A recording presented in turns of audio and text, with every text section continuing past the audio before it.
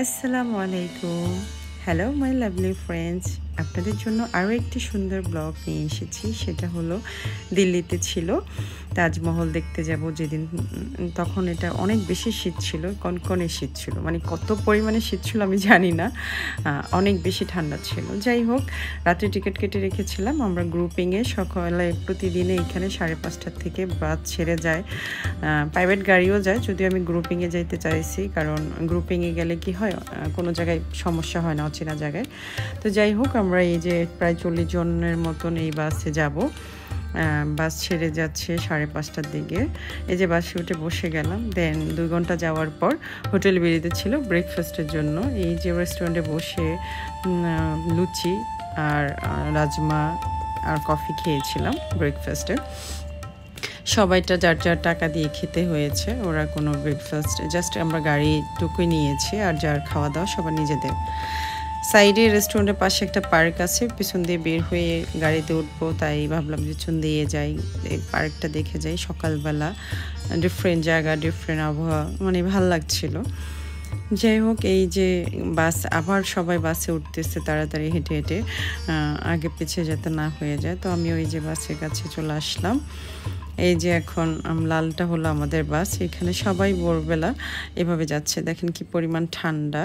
আমার পেছনের আপুর কত ধৈর্য যে উনি পায়ে স্লিপার পরে চলে গেছে, কি ধৈর্য বাবা ইন্ডিয়ান মেয়েদের।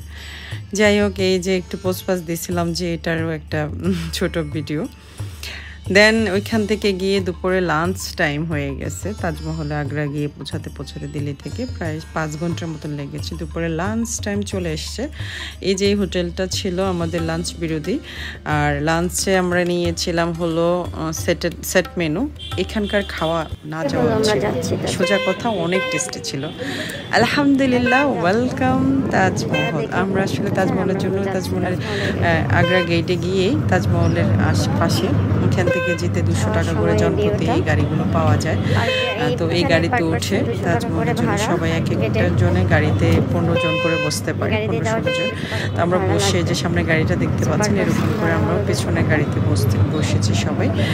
200 রুপি করে টিকিট ছিল। জাস্ট গেটের সামনে নামাতে সর্বোচ্চ 3 মিনিট লাগছে যাইতে। পায়ে হেঁটে গেলে হয়তো বা 15 মিনিট লাগতো, এতখানি দূরে ছিল। গাড়িগুলো স্পিড ভালো, খালি রাস্তা, তাই 2-3 মিনিটে পৌঁছায় গেছি। যাই হোক, এই সুন্দর জায়গাটা আসলে তাজমহলের পাশে। দেখেন এই যে আমার আশেপাশে সবাই আছে, আমি সেলফি ক্যামেরা দিয়েও ভিডিও নিয়েছি। আর এই তো এখন নেমে যাব, গেটের কাছাকাছি চলে আসছে যে গেট, তারপর টিকিট কাটবো, দেন এন্ট্রি। এই যে এন্ট্রি করে ফেলছি। এন্ট্রি করার আগে পাশে যে ভিউ, বাই গড, এত সুন্দর! আলহামদুলিল্লাহ, আল্লাহ দুনিয়াতে কত সুন্দর জায়গা দিয়েছে পৃথিবীতে। আমি সত্যি অনেক মুগ্ধ, নিজের চোখে না দেখলে বিশ্বাস করতাম না এই জায়গাটা যে কি সুন্দর ছিল, কতটা সুন্দর ছিল। গেটটা মনে হয় আলপনা দিয়ে কি করে রাখছে, এত সুন্দরভাবে এই গেটটা করা, এত বিশাল আকারে। ভিডিওতে কত ছোট দেখা যাচ্ছে, বিশাল এরিয়া, বিশাল বিশাল এরিয়া, মানে যত বলবো তত কম। গেটে বিশাল এরিয়াতে করা, আর এত সুন্দরভাবে মানে করা। এই যে আমি তাজমহল দেখে ফেলেছি, মানে অনেক এক্সাইটমেন্ট কাজ করতেছিল তখন যে তাজমহল দেখেছি। তো প্রথমত একটা ফটোগ্রাফারও নিয়ে গেছি সাথে, ছবিও তুলেছি, মোবাইলও তুলেছি, যে সেলফি ক্যামেরাতে তুলেছি। গ্রুপে আমরা যারা গেছি সবাই মিলেও তুলেছি, মানে ছবি তোলা আর ভিডিও বানানো কোনো শেষ ছিল না। যাই হোক, ভিডিও আপলোড করতে একটু লেট হয়ে গেছে অনেক এক্সাইটমেন্ট থেকে।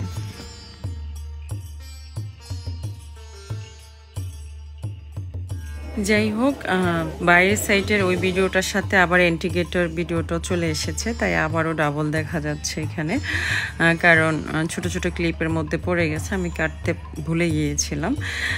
আসলে এত সুন্দর ভিউ কাটতেও ইচ্ছা করে না। এই যে আমি এন্ট্রি করছি, এখানে এন্ট্রিটা খুব ভালোভাবে দেখা যাচ্ছে। দেখেন সবাই কত পরিমাণে পর্যটক, কত পরিমাণে মানুষ, অনেক ভিড় ছিল। আমরা তখন কয়টা বাজে, 5:30 নাগাদ মনে হয় গিয়ে পৌঁছাইছি। একদিনে 3টা জায়গায় ট্যুর করবো, আর আসলে অনেক এক্সাইটমেন্ট, অনেক। আর এতটুকু ছবি তোলার জন্য অনেকক্ষণ দাঁড়িয়ে থেকে এই খালি জায়গাটা পাইছি। আর এখান থেকেও অনেকখানি দূরে তাজমহল। সবাই টোলগুলোতে বসে ছবি তোলে, ফটোগ্রাফার দিয়ে যারা ডিএসএল ক্যামেরা নিয়ে গেছে। তো আমি এখানে এইভাবে ছবি তুলতেছিলাম, একটা ডিএসএল ক্যামেরা পিকচার তুলে এই লোককে দিয়ে, তখন এই ভিডিওটা করা। আসলে সুন্দরের শেষ নাই। এই যে ফটোগ্রাফার, এই ওনাকে নিয়ে গেছিলাম।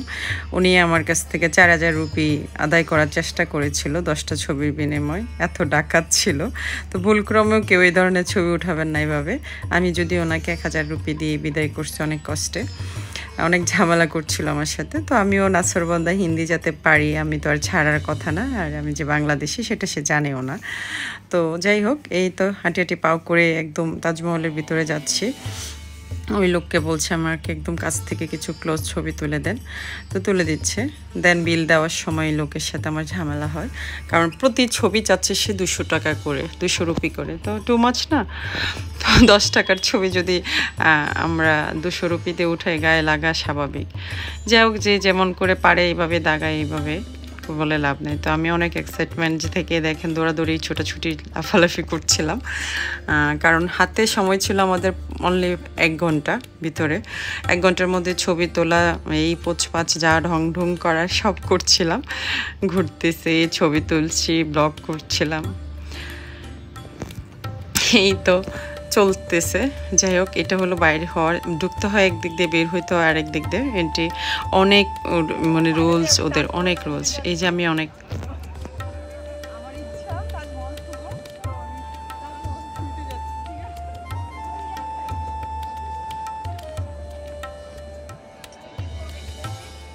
যাই হোক, সুন্দর ছিল দিনটা। তারপরে তো বের হয়ে যাচ্ছি, বের হয়ে গিয়ে আবারও সেম গাড়িতে উঠেছি।